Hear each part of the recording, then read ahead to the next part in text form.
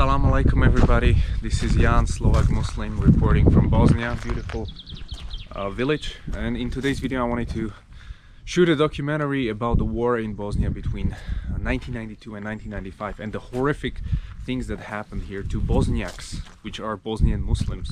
Just wanted to shed some light on this because not many people know about this genocide, and it's one of the biggest genocides that happened in Europe in the modern history.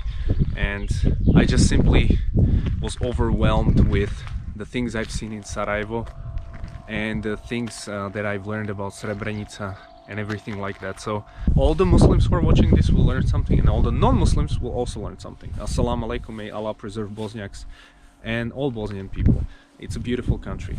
Slovenia, Croatia, Bosnia, Serbia, Kosovo, Montenegro, Macedonia. This place has given birth to civilizations and peoples, and witnessed wars that have shaped Europe. But this historic city, where races, religions, and ethnicities have molded together, was torn apart in 1992 by a bloody war. It lasted for 3.5 years and took the lives of thousands of Bosnian Muslims, Serbs, and Croats. In the early 1990s, Serbia, Croatia, Slovenia, Bosnia-Herzegovina, Montenegro, and Macedonia pulled themselves violently apart. After the 1990 elections in Bosnia-Herzegovina, 3 main nationalist parties shared power. The Muslim SDA, led by Alija Izetbegović, the Serb SDS under Radovan Karadzic, and a branch of Franjo Tudjman's Croatian HDZ. The SDA and HDZ wanted independence, while the Serb SDS wanted to remain in the rump of Yugoslavia, along with Serbia and Montenegro.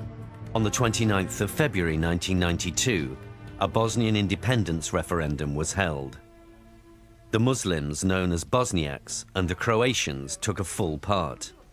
But the Bosnian Serbs largely boycotted the vote and rejected the yes result on the 1st of March. Barricades appeared and armed masked men stalked the streets. From his hub at the Holiday Inn, Radovan Karadzic oversaw the action. By Monday, the 6th of April, a large but peaceful protest for Bosnian unity had made its way from the parliament towards the Holiday Inn and Karadzic's base there. But snipers on the upper floors opened fire.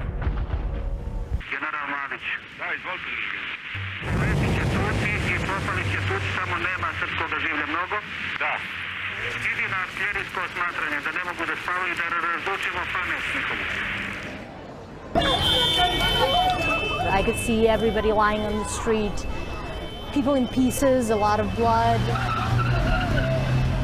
In those dreadful moments in which 20 people died the following 3 years, during which, at times, 1,000 shells a day would fall on the city. We are in the markets where the biggest massacre happened, so subhanallah, let's see. This is the place where that explosion happened. You know how it's called, this weapon they use? The weapon, it's called mortar. It's like a long tube, and then you put the grenade in a tube, and then it makes a loop. It flies like this, and they found the coordinates for this market, and the impact happened here. 5th of February 1904, 67 people died on this market and about 140 injured people. It's also known as the biggest massacre in a wartime in Sarajevo, because massacres were happening every day. People died every day in every part of Sarajevo, but that day was the biggest massacre. Sarajevo, 11,500 people died in Sarajevo. In all the country, on all the sides, it's more than 100,000 people died on all the sides. But in Sarajevo, in 44 months of the siege, 11,500 people died. It's a huge number. Why? Because population of Sarajevo in a wartime, it was only 300,000 people. So from 300,000 people, 11,000 people victims, it's a huge number. We had 50,000 injured people in Sarajevo. So every person in some way was affected by the war. Today in all Sarajevo we have about up to 100 these roses. Not only one. In every street you can find these Sarajevo roses because people died in every street. And we locals, we want to remember those locations where people died. Right. On a national level, Bosniak Muslims are 45%, but they are mainly in Sarajevo.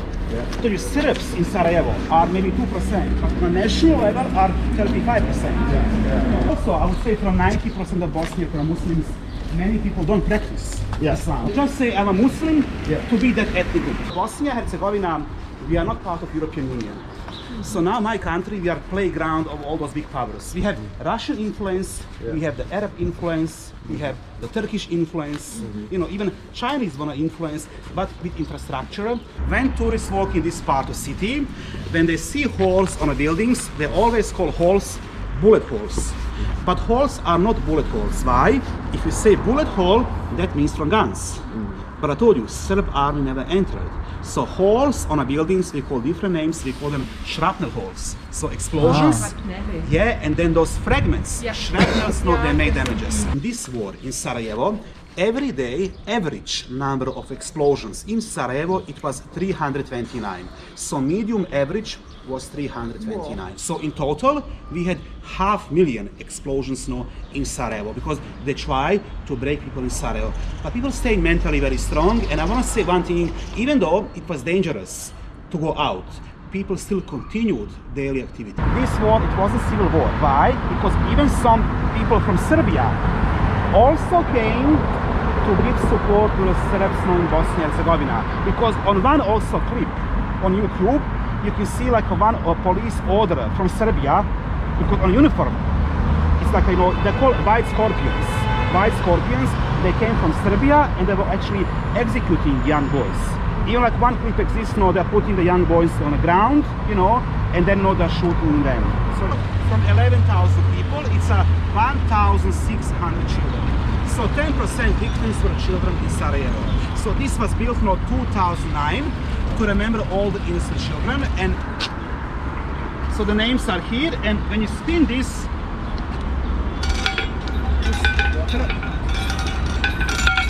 can you guess why this sound?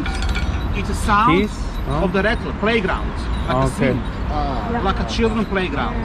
Because sound is there, and then one moment sound will stop because explosion on a playground, and then it's a silence. It's also like a lot of symbolism behind this sound, and you can see like all the names. So the first and years, when I see just the years, I'm so shocked. For example, 90 to 93, like 1 year old, or even some families lost 2 children.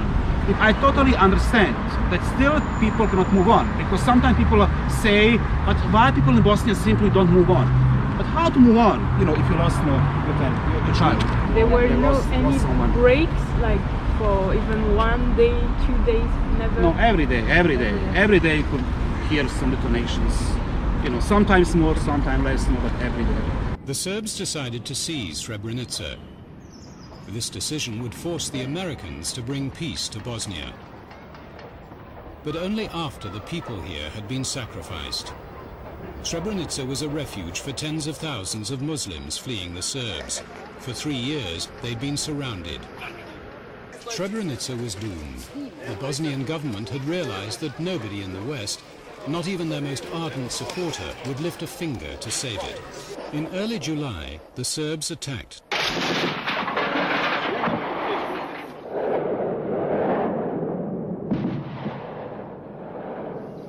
Deprived of its commanders, Srebrenica could not resist the Serb advance. To escape the Serb soldiers, thousands of Muslims in Srebrenica fled into the forest.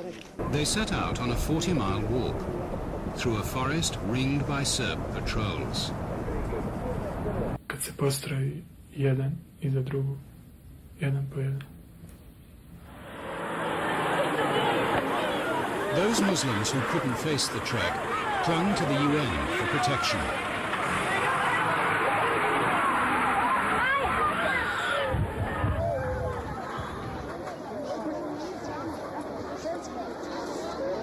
"25,000 Muslims now overwhelm the UN base in Srebrenica.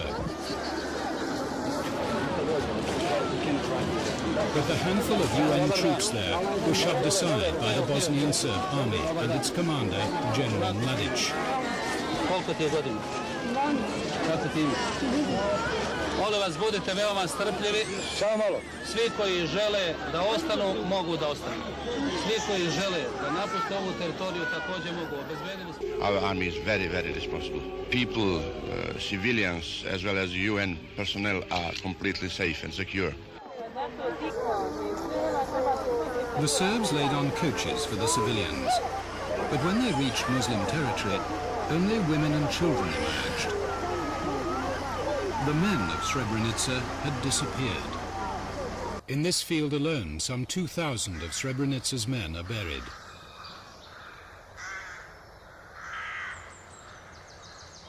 The killing went on for days. The Muslims walking through the forest were easy prey for the Serbs. Sam život u Srebrenici je bio pakao. Ali onaj put, ono što se desilo uz put, to je 9. krug pakla.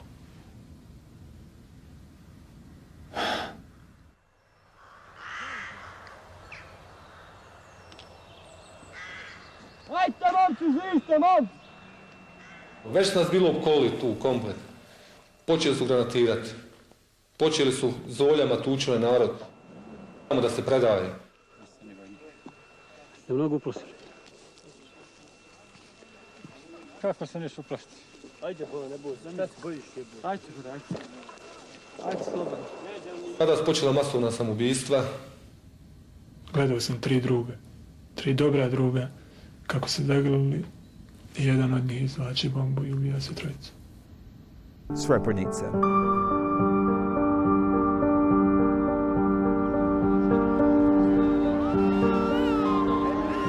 The UN had declared the Srebrenica enclave to be a safe area, but in fact, as Mladic planned its capture, the Dutch UN troops who were meant to defend it had been abandoned by their higher commanders. Srebrenica was overrun and more than 20,000 frightened Muslim women and children crammed into the Dutch base. Mladic guaranteed the women and children safe passage, but meanwhile his troops hunted the men of Srebrenica.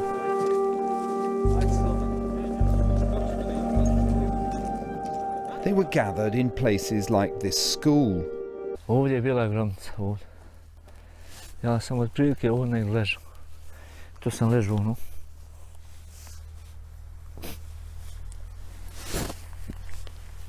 Puna mrtvi. Ustaneš.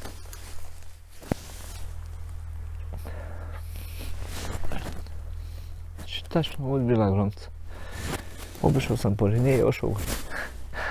Mevlud in Orange is haunted by the loss of his father, brother and numerous cousins, and also by the fact that he still recognises Serbs around here from those killing fields. Mladić je jedan čovjek i on će doživotno dobiti, sigurno. Znači, to je garant. Ali 1000 mladića ima na slobode, koji hodaju, smiju se, meni u obraz. Srebrenica flower, it's official symbol of Srebrenica genocide, you know. And also every July, people also put the flower, you know, to remember all people that became killed. The UN, when Srebrenica was happening, they declared it safe zone, and then at the end, nothing happened. Even today, that's very controversial. Yeah. Even today, they discuss, but why? Why all that happened, you know, why those Dutch soldiers, you know, didn't do something more? Yeah. Why help? Why help was not sent? Yeah. Why not to call, hey, send more troops? Like they're taking those people. People will be executed. Yeah. You know how many people died in Srebrenica? Like 8,000? But today what's the problem? I told you every July, people, they put that flower. But you cannot walk everywhere with the flower. If you go to north and to east, where Serbs are living, they can approach you, they can say, remove that. That never happened. Even some hooligans can also beat you if you go to the Republika Srpska. They say that never happened. You are just defending Serbs in that territory. So for me, that's a huge problem that people still deny what happened here. And even some people, they wear T-shirts, and that guy, that officer, he got life to prison. Ratko Mladic, in order killing all those people, and they wear his t-shirt and also hero. His t-shirt and also hero written. So that's huge problem. Not only Republika Srpska, if you go to Serbia, to Belgrade. Belgrade, main street in Belgrade, pedestrian street. No, I was last year in Belgrade, and the main street in Belgrade, they have like one stand with all the souvenirs, and also sell t-shirts, no, Ratko Mladic, no, and hero. The authorities, no, are not doing anything. In many countries, authorities would come. They would confiscate all those things because that guy, you know, was sentenced to Hague. You know, international court in Hague, you know, they sent him life to prison. He's a war criminal. That guy, Ratko Mladic. Young people, early 20s, they wear those t-shirts. They're born after the war, or don't have any memories of the wartime. But you know, who knows? They're brainwashed, manipulations. Even who knows what parents are telling them. You know, so that's a huge problem. They even say the war in Ukraine is not happening today. There's many people deny everything. Everything deny. Even some people, they even say it wasn't 8,000 people. It's only propaganda. They say it was only 3,000-4,000 people. Doesn't matter. 8,000 people, 3,000 people. People get killed. And also genocide. Genocide, it's not qualified by numbers. It's qualified by intention. And intention was to eliminate one ethnic group from the territory. It can be 1,000 people, 8,000, 1 million, like Rwanda. But intention was simply for one ethnic group not to live anymore there.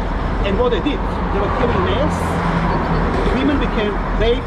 You know, massive rapings also happened in that territory. Children became deported. You know, it was all planned and all it was organized. You know, and that happened only 27 years ago. And I told you, still a lot of mothers, you know, they're looking for their brothers, you know, their sons, you know, their fathers, you know. And even some families, I know, they lost 20 or 30 family members. Even I know one case, you know, maybe in museum they also say that one DNA was found on 3 or 4 locations. Because they were putting, you know, the bodies in the mass graves, then they were undigging, they tried to hide, to spread all those bodies. So imagine, probably one person, the bones, was I think spread. It was a young basketballer. In an old factory in central Bosnia, the human cost of the war is still being measured. For it's here that unidentified corpses from mass graves are being delivered even today, and the families of 30,000 still missing search for answers. There are human remains pretty much everywhere here, by the hundreds.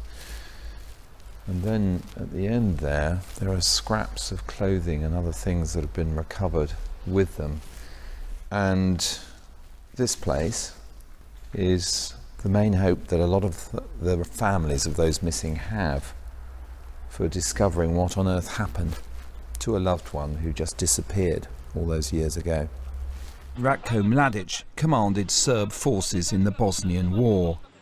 He's now facing a verdict on an enormous catalogue of war crimes, including genocide. It's taken 6 years to try. The criminal goals of ethnically cleansing much of Bosnia. A massacre was the product of what was called ethnic cleansing, driving non-Serbs out of much of Bosnia. 37 women were used to serve in the camp's dining hall. During the day, they could hear torture going on in their nearby dormitories, and night brought its own anguish. Holiday Inn was the bastion to tell the people of the world what was happening in Sarajevo.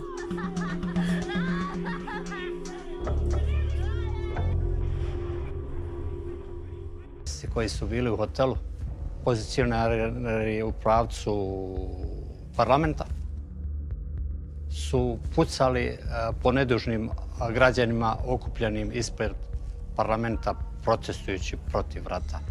I to je bio u stvari uvod u rat. From here, the 3.5-year war erupted and spread across all of Bosnia-Herzegovina.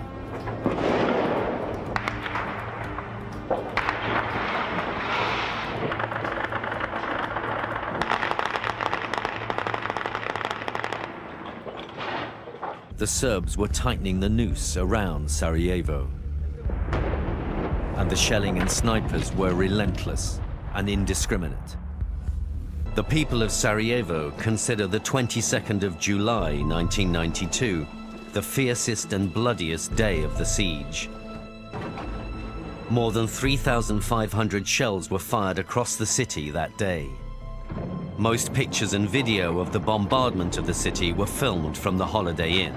The main street between the Holiday Inn and the Parliament building became known as Sniper Alley.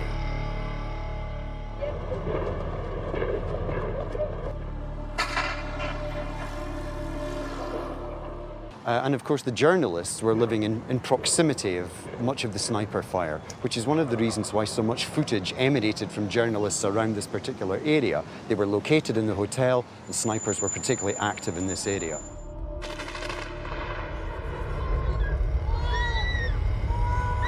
According to 1995 UN figures, 225 people were killed here, 60 of them children, and over 1,000 injured. During the siege, the foreign correspondents and photographers became a part of people's daily lives in Sarajevo. On the ground, the conflict was relentless. So when people wanted to come during the war to get into the main part of the city, they had to cross this intersection. And the only way you could do that was to sprint for your life, otherwise you would have been killed.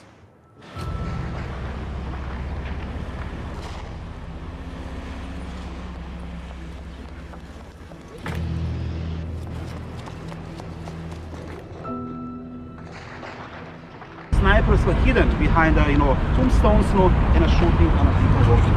Other part of Sarajevo, they were too far away. Yeah. They couldn't reach snipers. But here it's only a few hundred meters air distance, so it was very easy, to see people with snipers and to also kill people on this. That hotel was very much known as a place for the foreign press. All the journalists in wartime, they were based on a hotel on a sniper street. The English sign, run or rest in peace. But why English sign? Run or rest in peace. Who to warn? Not United Nations soldiers, but to warn foreign press. Right. We also use like a dark humor, run or rest in peace. So be careful, when you take pictures, on the street. Choosing targets. Tall building, that's a national parliament and national government. 1992, start of the war, explosions, and then it all became, in flames. First, one Vienna, and other one you can see G. It's a Samsung. They also became target in the wartime, and this is the photo of the two towers. You can see also became in flame. Then UN trucks would come there, and then they drive slowly on other side, and people also behind them, they were also like they tried to be to protect the local people like a shield, because also locals, they knew there is sort of snipers will not target United Nations soldiers. So they would shoot every day, or every day, you never know. Basically every day was like you can call Sarajevo roulette or a Russian roulette, but you can say like a Sarajevo roulette. Every day was gambling, with your life. But usually those grenades, they were shooting usually in the noon, not in the morning. Holes here, that's a mix. Some holes from snipers, but also some holes from explosions. So this is memorial. It's a bit vandalized. I told you, United Nations gave us some food. Some food was okay. Some food was horrible. And the most horrible food was this canned beef. It was small can, 300 grams. In a wartime, you open this canned beef, horrible smell. You put for a dog, for the cat. They sniff it, don't want to eat. Even animals not eating this. At the end, who stopped the war? Not United Nations, NATO stopped the war, because the NATO was at the end bombarding Serb positions. And why NATO? Because Russia is not member of a NATO. Because in United Nations, Council of Security, those big 5 countries, so Russia in United Nations was against involvement, because Russia and Serbia are very good, historic friends. At the end, NATO stepped in, and actually they said, we cannot wait anymore. Don't you see what's happening? People die every single day. Don't forget also July 95, Srebrenica genocide. It also happened, it's almost the end of the war. I would say Srebrenica genocide was glass full of water and a drop in a glass full of water. And after Srebrenica genocide, September 95, NATO stepped in. NATO bombed the Serbs, and then after that, ethnic groups here decided to negotiate, and then they all together went to Dayton, and after 1 month of negotiating, we found solution how to stop this war, and we signed Dayton peace agreement. Actually, for me, Dayton is a compromise, because no winners, no losers, basically it's only freeze conflict. So compromise is that every ethnic group should have their own president, who need to candidate as a Bosniak, as a Serb, or as a Croat. But others are not allowed. The political parties are also ethnic parties. We have Serb parties, Croat parties, and Bosnian parties. Because here, party system is not left-wing, right-wing. Like in some countries we have the left and right wing, but here it's ethnic political system. Country Bosnia and Herzegovina, but we agreed that Serbs will go all the east and all the north. It's called Republika Srpska. Because they wanted all this to be ethnic linked, eventually to join to Serbia, but we found compromise. We said you cannot join to other countries, you will have autonomy within Bosnia. You know how much in percents Serbs got in Bosnia? They got 49% of territory. And for me, what's most controversial, that Srebrenica today is in Republika Srpska. And for me, that's a huge insult for all the victims, especially for the peoples that survived that. In some way, when you think about it, it's like a reward. You commit genocide that is officially confirmed in Hague. At the end, it belongs to Republika Srpska. Because in this war, we only sentenced high officers. Not all soldiers were sentenced for what they did. And imagine, you return to Srebrenica, you go out to drink coffee, and then you turn your back and you see some guys behind you drinking coffee, and maybe July 1995, they were wearing uniforms and deporting you, knocking on your door, saying, yeah, that's my land, pack and leave territory. Because all the Bosnia and Herzegovina, we have 3.2 million people, but we have 15 parliaments, 15 governments, and 500 ministries on 3 levels. Wow. So Dayton made this country inefficient. It made this country expensive. Because how to pay all those people? There is no economy, no production, to generate money for the huge bureaucracy for Dodik, from Republika Srpska. He's a state national president. He's against NATO. Even openly he's saying, I hate Bosnia and Herzegovina. Imagine it. President of the country, taxpayers are paying him, and he's saying, I hate Bosnia, I just love Republika Srpska, I want Republika Srpska to separate. And officially, he's one of the presidents representing not Republika Srpska, he represents Bosnia and Herzegovina. I would say it's the only case in the world that one president hates the country, and he's leading that country. It's a nonsense. Like, there is the logic there. Sometimes I say there is no logic in this country. Sometimes, in a logic way, you cannot understand things in this country. Logic does not function in Bosnia. I would say people here are very, temperaments. Like diplomacy doesn't work here. We first fight, then we talk. So we've just visited the Museum of Genocide in Bosnia, and it's never seen something like it, to be honest.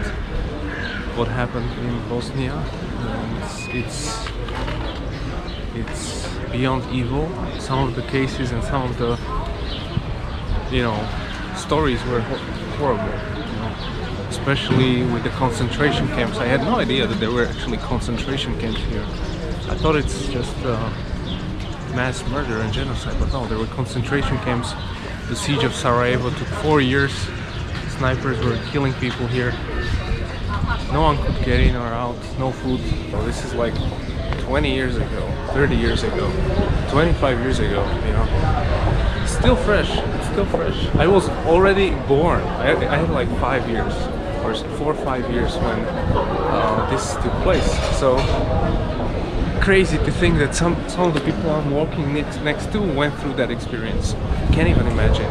The kids, the girls who got raped in these rape camps, rape buildings, mother in front of a daughter in front of this, gang rape, day after day, year after year, day after day, no help. The idea was to get rid of Muslims. You're never gonna get rid of Muslims. I promise you that. Inshallah, insane. I really feel sick to my stomach. So, subhanallah, I just wish, I don't know, that we learn from the past, but it doesn't seem like it. It seems like we always repeat. The siege of Sarajevo lasted 1,425 days. 11,541 citizens were killed and many more injured. The siege was lifted on the 29th of February 1996, following the signing of the Dayton peace agreement that ended the Bosnian conflict.